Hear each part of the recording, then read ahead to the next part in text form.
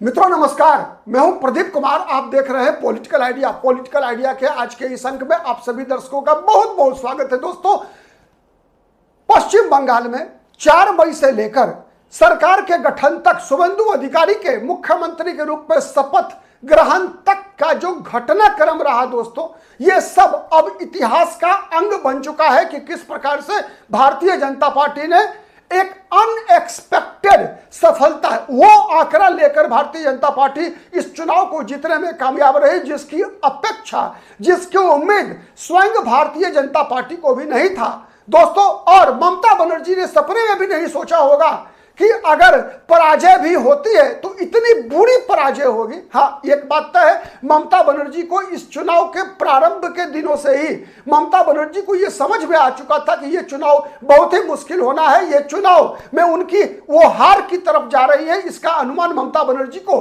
पहले ही हो चुका था। बीजेपी को भी जीतने का भरोसा था, लेकिन इतनी भारी विजय होगी कि 207 विधानसभा सीटों पर भारतीय जनता पार्टी का कमल खिल पाएगा, इसकी उम्मीद भारतीय जनता पार्टी को भी नहीं थी दोस्तों। आपको याद होगा, अमित शाह ने भी मतदान समाप्त होने के बाद 160 से 170 सीट पाने का दावा किया था। 260 सीट बीजेपी को मिलेगा, इसका अनुमान नहीं था। लेकिन दोस्तों चलिए, यह सरकार के गठन तक की बातें अब एक पश्चिम बंगाल के इतिहास से जुड़ चुकी है। लेकिन पश्चिम बंगाल में भविष्य की राजनीति कैसी होगी, इसका ब्लूप्रिंट, एक उदाहरण निकल कर आया फाल्टा विधानसभा सीट पर 21 तारीख को हुए पुनर्मतदान और उसका 24 तारीख को जब परिणाम निकल कर आया दोस्तों, इसका जो आंकड़ा है, जो परिणाम है, उससे पश्चिम बंगाल में भविष्य की राजनीति कैसी होनी है उसके एक संकेत निकल कर आए हैं दोस्तों। समझने का प्रयास कीजिए, पूरा वीडियो देखिएगा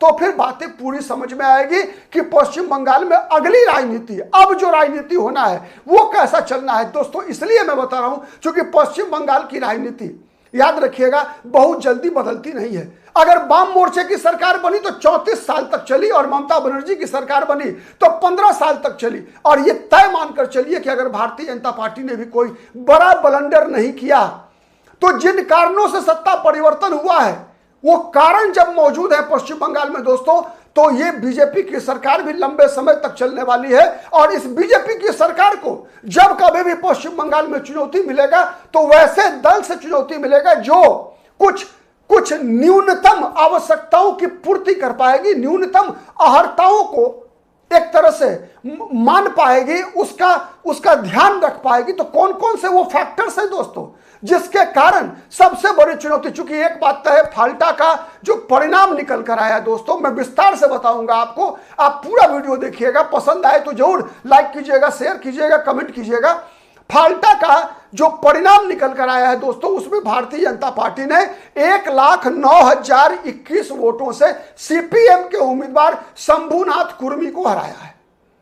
कांग्रेस के उम्मीदवार अब्दुल रज्जाक मोल्ला तीसरे नंबर पर रहे, जिनको मात्र 10,084 वोट मिला। और उस जहांगीर खान को भी, जिसने मतदान से 2 दिन पहले अपना नाम वापस ले लिया था, उसे भी 7,783 वोट मिला दोस्तों। इस पुनर्मतदान में लगभग 85-86% वोट डाले गए। माना यह जाता है कि फाल्टा में मौजूद प्रायः हर हिंदू मतदाता ने वोट डाला है।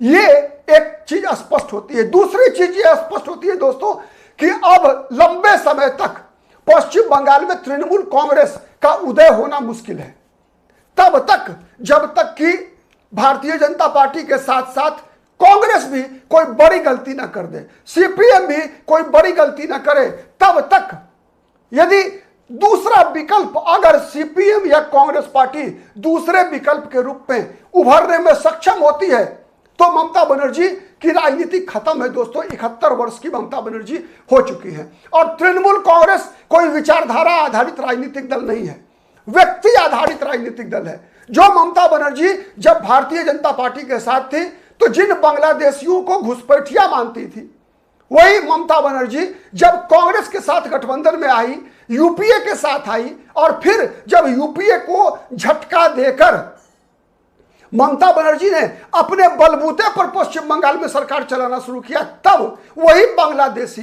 ममता बनर्जी के लिए घुसपैठिए, ममता बनर्जी के लिए शरणार्थी बन गए।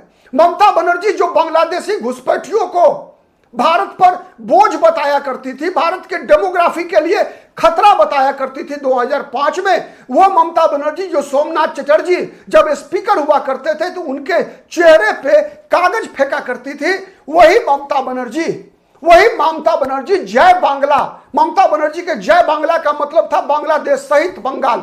ममता बनर्जी बंगाल को भारत से अलग समझती थी, वो ममता बनर्जी जो जय श्री राम के नारे से चिढ़ा करती थी, वो ममता बनर्जी। उस ममता बनर्जी का राजनीतिक अब उदय होना मुश्किल है और उसी डर से दोस्तों, उसी डर से जहांगीर खान ने नामांकन वापस वैसे ही नहीं लिया। दोस्तों याद कीजिए हुआ क्या क्या।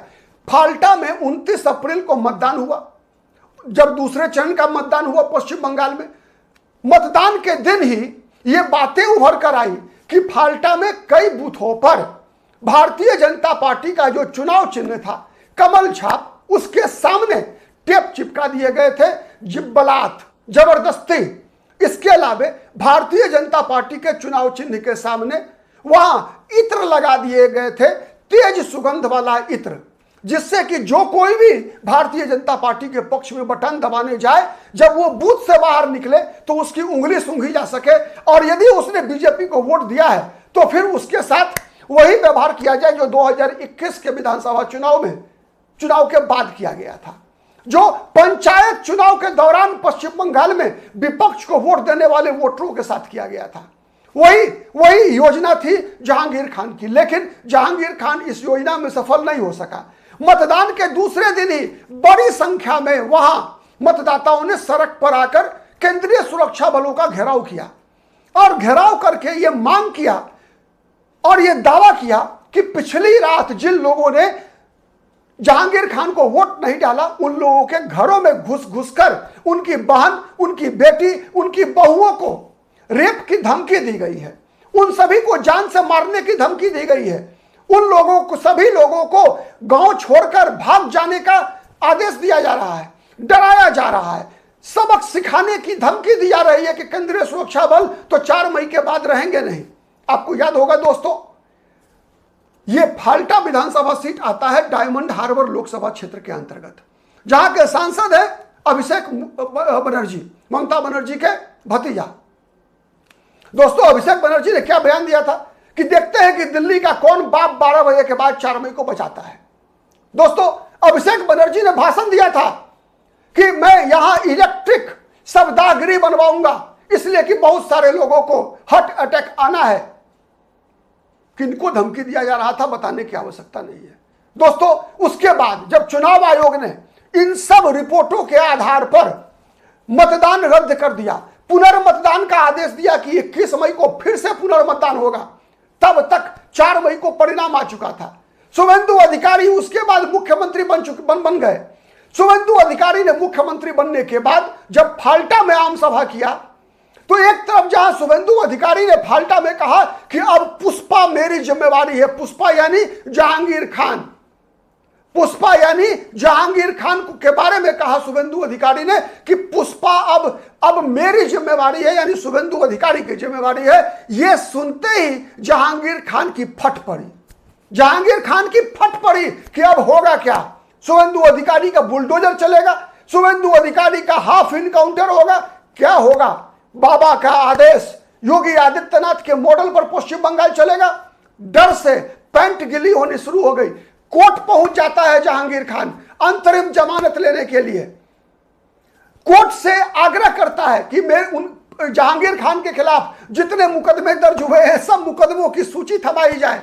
दूसरी तरफ जहां शुभेंदु अधिकारी कह रहे थे कि पुष्पा मेरी जिम्मेवारी है, वही ममता बनर्जी, पीसी और भाईपो अभिषेक बनर्जी दोनों घर के अंदर छुपे बैठे थे।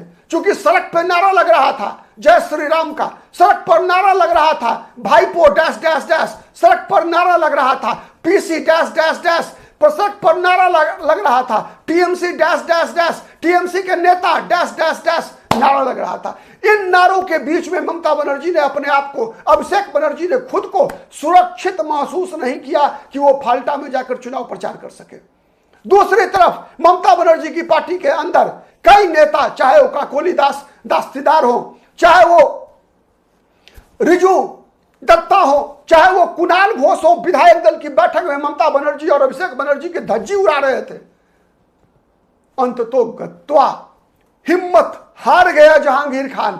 जहांगीर खान की हिम्मत टूट गई और जहांगीर खान ने 19 तारीख को मतदान शुरू होने से 48 घंटे से पहले जहांगीर खान ने घोषणा कर दिया कि भाई मैं नहीं लड़ूंगा, मैं जान नहीं गंवाऊंगा, बचना चाहता हूं मैं। उसके बाद की कहानी दोस्तों, ये कांग्रेस और सीपीएम के लिए एक बड़ी नसीहत है, एक बड़ी नसीहत है दोस्तों। ये फाल्टा विधानसभा सीट उत्तर 24 परगना में आता है दोस्तों। ये वही जिला है दोस्तों, उत्तर 24 परगना, जहां बांग्लादेश से घुसपैठ बड़ी मात्रा में होता है। उत्तर 24 परगना, दक्षिण 24 परगना, नदिया, ये वो इलाका है दोस्तों जहां बांग्लादेश से घुसपैठ होता है। और इन घुसपैठियों को संरक्षण देने की परंपरा पश्चिम बंगाल में पुरानी हो चुकी है। चाहे वो सिद्धार्थ शंकर रे का जमाना हो, चाहे वो सीपीएम का जमाना हो, ज्योति बसु बुद्धदेव भट्टाचार्य मुख्यमंत्री रहे हो, चाहे वो ममता बनर्जी का काल युग रहा हो। ये एक बहुत बड़ा सबक है दोस्तों टीएमसी की अनुपस्थिति में।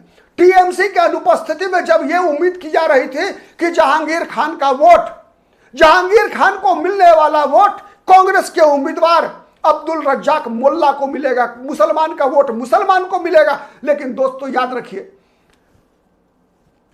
फाल्टा के मुसलमानों ने बहुत ही चालाकी से शंभुनाथ कुर्मी का समर्थन करने का फैसला किया, न कि कांग्रेस के अब्दुल रज्जाक मोल्ला का। यह एक बड़ा सबक है कि क्यों फाल्टा के 30% मुसलमानों ने, और इन मुसलमानों में सबसे अधिक संख्या में लोगों ने वोट सीपीएम के उम्मीदवार को दिया। क्यों नहीं अब्दुल रज्जाक मोल्ला को वोट दिया?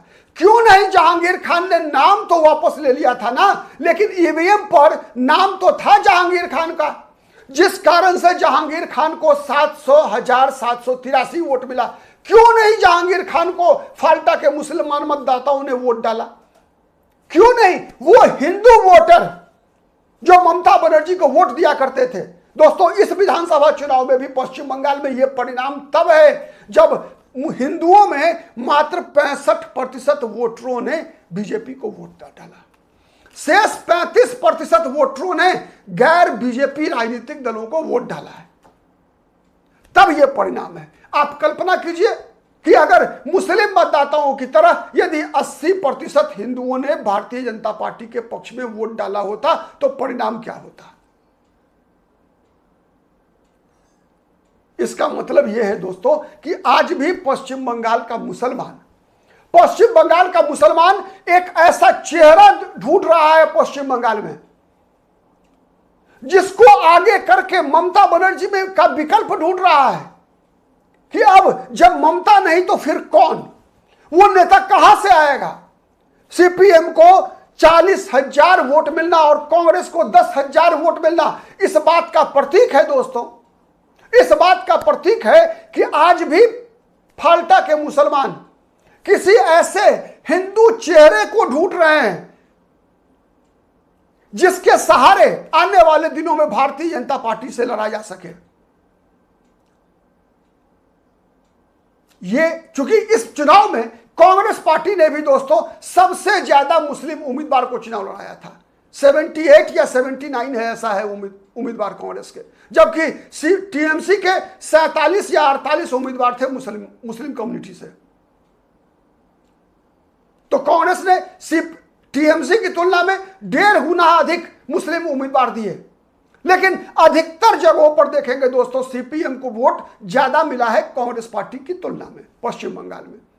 इसका मतलब एक और है दोस्तों, उसका मतलब एक और है कि पश्चिम बंगाल के मुस्लिम मतदाता या पश्चिम बंगाल के गैर मुस्लिम मतदाता एक ऐसी पार्टी को ढूंढ रहे हैं जिस कारण से सीपीएम को ज्यादा वोट मिला।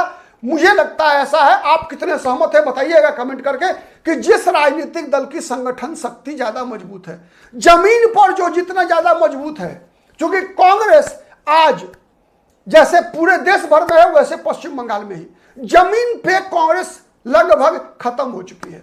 लेकिन पश्चिम बंगाल में मोहम्मद सलीम के नेतृत्व में कम से कम सीपीएम ने जमीन पर खुद को मजबूत करने का थोड़ा बहुत प्रयास किया है, और इस प्रयास में मिली सफलता ही का यह उदाहरण है कि सीपीआईएम के शंभुनाथ कुर्मी को 40,645 वोट मिलता है नेक। दूसरा, शंभुनाथ कुर्मी एक ऐसा उम्मीदवार जो कि 5 साल तक उस विधानसभा क्षेत्र के अंतर्गत जनता के साथ मिलकर सक्रिय रहने वाला चेहरा, न कि दल बदलू चेहरा। कांग्रेस का उम्मीदवार अधिकतर विधानसभा क्षेत्रों में देखेंगे दोस्तों आपको दल बदलू उम्मीदवार मिलेगा। कांग्रेस लड़ी थी 290 प्लस विधानसभा सीटों पर, लेकिन अधिकतर विधानसभा सीटों पर कांग्रेस के उम्मीदवार दल बदलू थे, जबकि सीपीएम के उम्मीदवार सीपीएम के कैडर थे। यह कांग्रेस के लिए एक बड़ा सबक है कि दल बदलू उम्मीदवार के सहारे आप पश्चिम बंगाल में अगर भारतीय जनता पार्टी का विकल्प बनना है, दूसरे नंबर की पार्टी बनना है, मुख्य विपक्षी बनना है आने वाले दिनों में, तो याद रखिए कि दल बदलू नेताओं के बल पे आप भारतीय जनता पार्टी को चुनौती नहीं दे सकते, दूसरे नंबर की पार्टी भी नहीं बन सकते। अगर कांग्रेस पार्टी दूसरे नंबर की पार्टी बनने का प्रयास नहीं करेगी तो फिर दूसरे नंबर की पार्टी के रूप में सीपीएम का उदय हो सकता है, या फिर टीएमसी का भी पुनर्उदय हो सकता है। इसीलिए एक तो सबसे आपको एक और उदाहरण जोड़ दूं दोस्तों, आपको याद होगा 2021 का विधानसभा चुनाव। माना यह जाता है कि 2021 के विधानसभा चुनाव में भी भारतीय जनता पार्टी को कुछ और सीटें अधिक मिल सकती थी यदि भारतीय जनता पार्टी के उम्मीदवार तृणमूल कांग्रेस से गए हुए दल बदलू उम्मीदवार नहीं हुए होते। तो कहा जाता है कि 2021 के विधानसभा चुनाव में भारतीय जनता पार्टी ने इस चुनाव की तुलना में अधिक ऐसे उम्मीदवारों को टिकट दिया था जिनका बैकग्राउंड टीएमसी या कांग्रेस का रहा था। यहां तक कि कई ऐसे उम्मीदवार थे बीजेपी के 2021 के विधानसभा चुनाव में जो पहले सीपीएम में हुआ करते थे, सीपीआई में हुआ करते थे। ऐसे उम्मीदवारों को बीजेपी ने टिकट दिया था।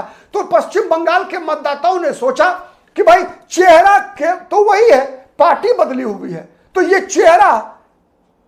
चेहरा तो वही है, तो फिर बीजेपी में भी जाकर वही काम करेगा जो काम टीएमसी में रहकर कर रहा है, जो काम सीपीएम में रहकर कर रहा है, जो काम इसने कांग्रेस में रहकर किया है वही काम बीजेपी में भी जाकर करेगा।